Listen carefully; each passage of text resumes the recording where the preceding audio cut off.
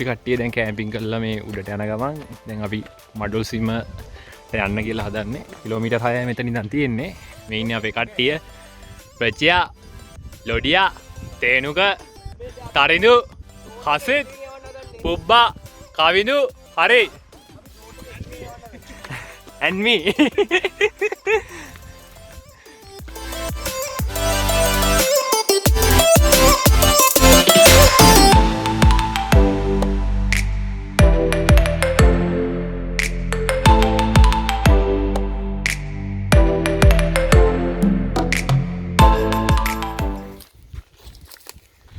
අපි මේ එච්චර කට්ටක් ආගෙන මේ යන්නේ ඇරදුණු ඇල්ල බලන්න.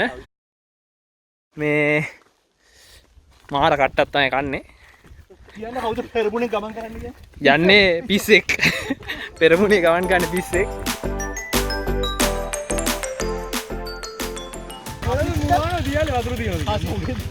මං කියන්නේ හසිත මචං මෙතන ඉස්සන් ඉන්න කපුඩ මුසන් ඉන්න කනත්තේ බලලලා අපි ඔහොමද නාන්නේ.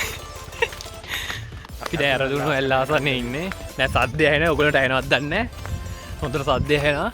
මේ විනාඩි 5ක් වගේ යද්දී ඇරදුණු ඇල්ලට යන්න කියන්නේ. විනාඩි 5ක් වගේ. මේකෙදි වාහනයක ඉඳන් එන්න බෑ. මේ පාර තිබ්බට ඔව් කිලෝමීටර් දෙකකට ආසන්න විදිහට ආසන්න වශයෙන් අපි පයින් යන්න වෙනවා. අපි නම් ඇත්තටම ආවේ මොකක් කරාද? අපි ආවේ තේවතක් කරහා ඇවිල්ලා ඊට පස්සේ කනත්තකට ගිහිල්ලා හැමදැනටම ගිහිල්ලා කියලා පාර හොයා ගන්න බැරුව හැමෝගේ මහා තමයි අපි මේ ආවේ. අපි මං හිතන්නේ වැරදි පාරකින්ද කොහෙද ඇවිල්ලා තියෙන්නේ.